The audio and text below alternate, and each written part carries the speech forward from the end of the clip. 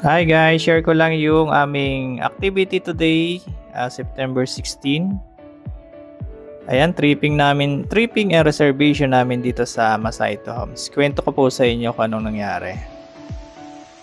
So bago kami pumunta ng site, chinek muna namin sa office yung mga inventory since mga reopen kasi to.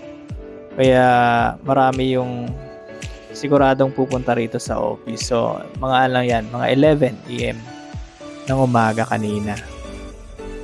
Ayan yung ating attorney in fact kasi yung ating buyer po dito ay isang OFW. Ayan, pagka-check namin, dali-dali kami pumunta dito sa site ng Masaito Homes.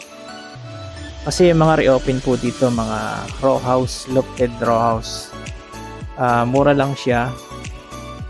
Ang PCP niya nasa 800k lang po. Tapos yung monthly amortization nito sa Pag-ibig nasa 4,100.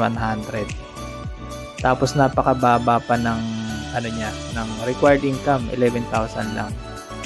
Kaya paglabas ng developer, ang dami agad ng inquire nung nag-post ako. And isa na nga po itong si Ma'am na OFW. Maraming salamat po sa inyong tiwala. Hindi ko na po babanggitin ang inyong pangalan. So yun nga, yung open kasi rito sa phase 3. Ayan, binabaybay natin yung mga ibang units naman dyan. Mga townhouse naman dito sa phase 2. So pagpasok natin ng phase 3, hinanap agad namin yung mga available units dito para pumili yung ating attorney in fact. And ayun, may napili na si Sir. Malapit lang sa sa entrance gate yung nakuha niya, perimeter area, yung nagustuhan niya. Pinakamalapit ito sa sa guardhouse. Pagpasok right side lang. Yung nga pala dito, yung turnover natin, Vert type lofted row house siya.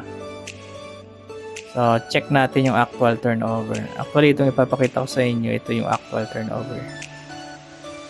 Sa ngayon, marami pang available dito. Kaya sa mga gustong patripping na po kayo habang may units.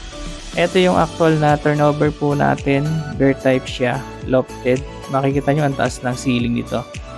Kaya pwedeng pagawa ng second floor. Actually, yung mga nakatira dito, mga nagpa-improve na rin po.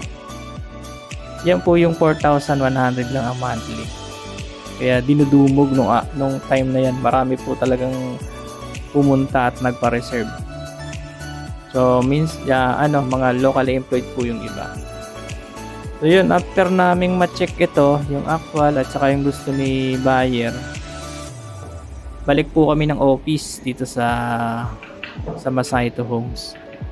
Then nag-fill up na agad kami ng reservation agreement kasi baka maunahan pa eh. Ayan yung attorney in fact ni buyer dito sa Pilipinas. Siya po yung tutulungan nating mag-asikaso. And ayun nga, diniscuss na yung mga agreement dun sa form kay attorney in fact. And yun, na-reserve na po yung unit. Salamat po sa aking buyer.